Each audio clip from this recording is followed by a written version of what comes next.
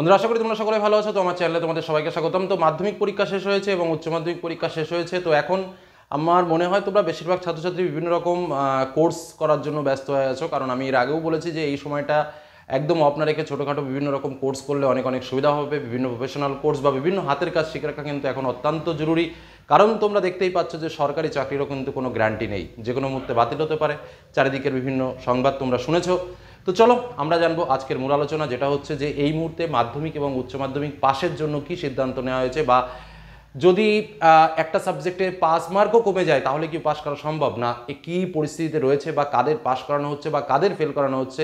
এই মুহূর্তে যে আমাদের কাছে আপডেট তথ্য রয়েছে সেই তথ্য তোমাদের সামনে শেয়ার করছি। তার আগে বলবো, যারা এখনো চ্যানেলকে সাবস্ক্রাইব করোনি অবশ্যই সাবস্ক্রাইব করে রাখো এবং বেল আইকন অবশ্যই ক্লিক করে রাখো, যাতে এরকম আরও গুরুত্বপূর্ণ ভিডিও তোমরা ক্রমশ দেখতে পাও। তো চলো প্রথমেই যে বিষয়টা আগে বলে নেবো, কারণ আমাদের পাস মার্কটা জেনে নেওয়া উচিত। তারপর আমরা মূল আলোচনায় যাব যে কাদের কাদের গ্রেজ মার্ক বেশি দেওয়া হচ্ছে, কাদের কাদের গ্রেজ মার্ক কম দেওয়া হচ্ছে এবং কিভাবে দেওয়া হচ্ছে, বা কটা সাবজেক্টে গ্রেজ পেতে পারি, সব কটাই কি পেতে পারি নাকি একটাতে দেবে, কি বিষয়টা রয়েছে সেটাও তোমাদের সামনে শেয়ার করব। প্রথমেই আসি মাধ্যমিকের ক্ষেত্রে। তো মাধ্যমিক আমরা কত মার্কের পরীক্ষা দিয়েছি? সব মিলে 100 মার্ক, যেটা আমরা 90 মার্কের পরীক্ষা হলে দিয়েছিলাম এবং 10 মার্কের প্রজেক্ট আমরা জমা করেছিলাম। এই প্রজেক্ট জমা নিয়ে অনেকেই কমেন্ট বলে আমাকে, বা কমেন্ট করে দেখেছি যে স্যার আমার প্রজেক্ট জমা দেওয়া হয়নি, বা আমি প্রজেক্ট স্যার জমা দিইনি, আমার কি হবে? দেখো, তার উত্তর আমি এখান থেকে দিতে পারবো না।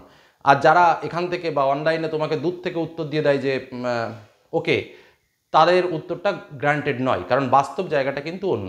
বাস্তব জায়গাটা কি বলছে? ধরো 10 জন স্টুডেন্ট রয়েছে, তার মধ্যে একজন স্টুডেন্ট প্রজেক্ট জমা দেয়নি। তুমি মনে করছো যে তুমি প্রজেক্ট জমা দেওনি, কিন্তু দেখা গেল তোমার যিনি শিক্ষক রয়েছেন, প্রজেক্ট মানে কি যে শুধু যে খাতা কলমে প্রজেক্ট হয় সেটা তো নয়, তোমার চলন, তোমার কথাবার্তা, তোমার অ্যাক্টিভিটি ক্লাসের সমস্ত কিছুর উপরে বেস করে শিক্ষকরা কিন্তু নম্বর দিতে পারেন।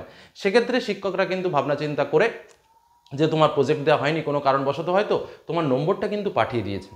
এটা হতে পারে, ম্যাক্সিমাম ক্ষেত্রে এই বিষয়টাই হয় আমরা যতদূর দেখেছি। তো তোমার নম্বর যদি পাঠিয়ে দেয় তাহলে ঠিক আছে, কিন্তু যদি কোনো কারণে তোমার নম্বর না পাঠায় তাহলে কিন্তু তুমি প্রজেক্টে ফেল করবে, এটা হলো মূল কথা।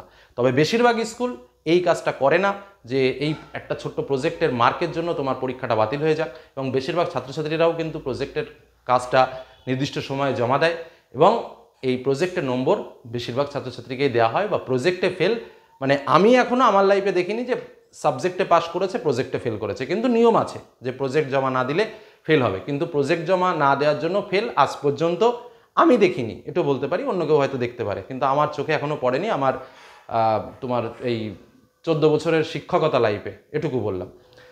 তারপরে চলে যাব পাস মার্ক নিয়ে। তো স্বাভাবিকভাবে 90 এবং 10 মাধ্যমিকেরটা আগে বলে নিই, তারপর আমি উচ্চ মাধ্যমিকেরটা বলবো। একটুখানি ওয়েট করো, আগে ওরা ছোটো, ওদেরটা আগে মিটিয়ে নিই। তো 90 আর 10, তো স্বাভাবিকভাবে মোট আমাদের 25 মার্ক পেতে হবে, এই হলো মূল কথা। আমার অঙ্কটা একটু বোঝার চেষ্টা করবে। কেউ ধরো এই 90-এর মধ্যে 12 পেল, আর এই 10-এর মধ্যে 10 পেল, তাহলে তার কত হলো? 22। প্রশ্ন হচ্ছে সে কি পাস করবে না করবে না? একদম পরিষ্কার শুনে রাখো, যদি 3 মার্ক বা 4 মার্ক কম হয়, যতগুলো সাবজেক্টে কম হোক না কেন, টেনশন নেওয়ার কোনো ব্যাপার নেই, সে পাস হয়ে যাবে। হলো? তাহলে এখানে কত কম ছিল? পাস মার্ক ছিল 25, কত কম হলো? 22। আবার দেখো, ঠিক একই রকমভাবে এখানে 12 পেলো, কিন্তু প্রজেক্টে সে 8 পেলো, কত হলো? 20। কথাটা খুব ভালোভাবে বুঝবে। 20 পেলে কি স্যার পাস হবে না? 20 পেলে পাস হবে, 1 সাবজেক্ট ফর 5। যদি দেখা যায় যে তোমার অন্যান্য যে সাবজেক্টগুলো, কথাটা ভালোভাবে বুঝবে, প্রত্যেকটা সাবজেক্টে তোমার পাস মার্ক উঠে গেছে, কিন্তু একটা সাবজেক্টে 5 মার্কের জন্য তুমি কোনোভাবে আটকে গেছো, সেক্ষেত্রে একটু টেনশন কম রাখলেও হবে। সেক্ষেত্রে এই 5 মার্ক দিয়ে তোমাকে পাস করিয়ে দেওয়ার সম্ভাবনা কিন্তু থাকছে। কিন্তু তুমি প্রত্যেকটাতে 5 মার্ক করে কম পেয়েছো, বা কোনোটাতে 7 কম, কোনোটাতে 8 কম, কোনোটাতে 5 কম, সেক্ষেত্রে আশা না রাখাই ভালো। সেক্ষেত্রে কিন্তু পাশের যে রেশিও, বা তুমি যদি মনে করো যে আমাকে পাস করিয়ে দেবে, সেটা ভাবাটা কিন্তু ঠিক হবে না। হ্যাঁ, একটা সাবজেক্টে যদি 5 মার্ক কম হয় সেক্ষেত্রে তুমি পাস হতে পারো, কিন্তু অনেক এবার প্রশ্ন করবে, আমি তোমাদের প্রশ্নের মধ্যে দিয়ে উত্তরগুলো দেওয়ার চেষ্টা করছি। কেউ বললো স্যার আমার একটা সাবজেক্টে 3 কম, আর একটা সাবজেক্টে 4 কম, আর একটা সাবজেক্টে 2 কম, আর একটা সাবজেক্টে 5 কম, পাস করাবে? এক্ষেত্রে আমি বলে রাখি, যেহেতু 3-4-এর মধ্যে রয়েছে, সেহেতু ধরে নিতে পারো যে এক্ষেত্রে তোমরা পাস হয়ে যাবে। কিন্তু একটা সাবজেক্টে 5, এটাও পাস হয়ে যাবে। কিন্তু কেউ যদি একটা সাবজেক্টে 6 বা 7 কম পায়, সেক্ষেত্রে কিন্তু আর এগোনো হবে না। এটাই কিন্তু আমরা যা তথ্য পেয়েছি, অর্থাৎ একটা সাবজেক্টের ক্ষেত্রে 5 মার্ক যদি কম পড়ে তাহলে পাস করিয়ে দেওয়ার সম্ভাবনা থাকছে, আর একাধিক সাবজেক্টের ক্ষেত্রে 3 বা 4 পর্যন্ত যদি কম থাকে তাহলেও কিন্তু পাশ করে দেওয়ার সম্ভাবনা থাকছে। অর্থাৎ টোটাল মার্ক, যেটা মূল বিষয়টা তাহলে কি দাঁড়ালো, মূল বিষয়টা দাঁড়ালো যে টোটাল মার্ক যেটা আমাদের 25 মার্ক পেলে পাস, এই 25-এর মধ্যে কেউ যদি বা কারো নম্বর যদি 20 হয়, একটা সাবজেক্টে যদি সে 20 হয় তাহলে সে পাশ করবে, এবং অন্যান্য সাবজেক্টগুলো 21, 22, 23 যাই হোক না কেন সে পাশ করে যাবে। মানে একটা সাবজেক্টে যদি কমও হয় তাও কিন্তু সে ফেল করবে না, এটুকু কিন্তু নিশ্চিত রূপে জেনে রাখতে পারো। ওকে, এবার আমরা চলে যাব উচ্চ মাধ্যমিকের ক্ষেত্রে। উচ্চ মাধ্যমিকের ক্ষেত্রে বিষয়টা কি আছে বলি, দেখো উচ্চ মাধ্যমিকে পাস মার্ক কত রয়েছে, 80 আর 20-তে পরীক্ষা হয়, আর 70 আর 30-এর মধ্যে পরীক্ষা হয়। তো 80 আর 20-তে, 80-র ক্ষেত্রে পাস মার্ক এই থিওরিতে 24 পেতে হবে আর প্র্যাকটিক্যালে 6 পেতে হবে, আর 70-এর মধ্যে পাস মার্ক হচ্ছে 21 এবং প্র্যাকটিক্যালে 9 মার্ক পেতে হবে। মানে যারা 80-র মধ্যে পরীক্ষা দিয়েছো আর প্র্যাকটিক্যাল বেস পরীক্ষা দিয়েছো যারা 70 মার্ক, এক্ষেত্রে যেটা বলা হচ্ছে সেম টু সেমই রাখা হচ্ছে। এক্ষেত্রে বলা হচ্ছে এই পার্টটাতে স্বাভাবিকভাবে কারো ফেল হয় না, কারণ যেহেতু স্কুল এই পরীক্ষাটা নেয় এবং প্র্যাকটিক্যাল বেস সাবজেক্ট বা প্রজেক্টে 6 মার্ক এর অনেক বেশি দেওয়া হয়, মানে প্রজেক্টে ফেল করা হয় না।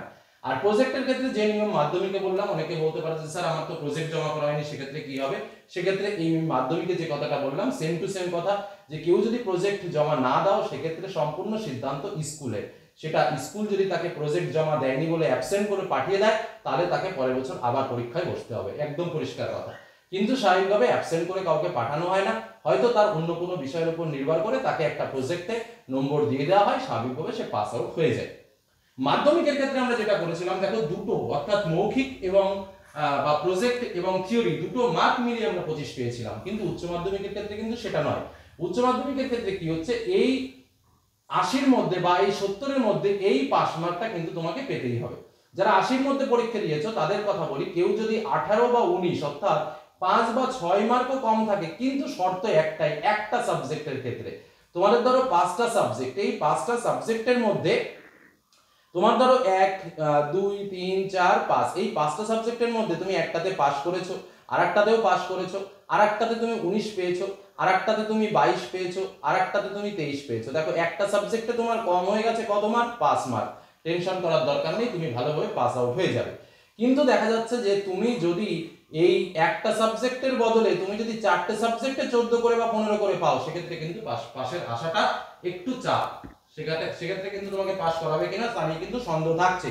এটাই হলো মূল কথা, যে একটা সাবজেক্টে যদি 5-এর কম থাকে তাহলে তুমি পাস আউট হয়ে যাবে সম্ভবত, আর যদি একাধিক সাবজেক্টে 3 বা 4 কম হয় সেক্ষেত্রেও তুমি পাস হয়ে যাবে। অর্থাৎ এক্ষেত্রে আমরা যদি সেই হিসেবে যাই, মোটামুটি আমরা নম্বর ধরতে পারি 20 পেলে মোটামুটি পাস হয়ে যাবে, সে যতগুলো সাবজেক্টই হোক না কেন।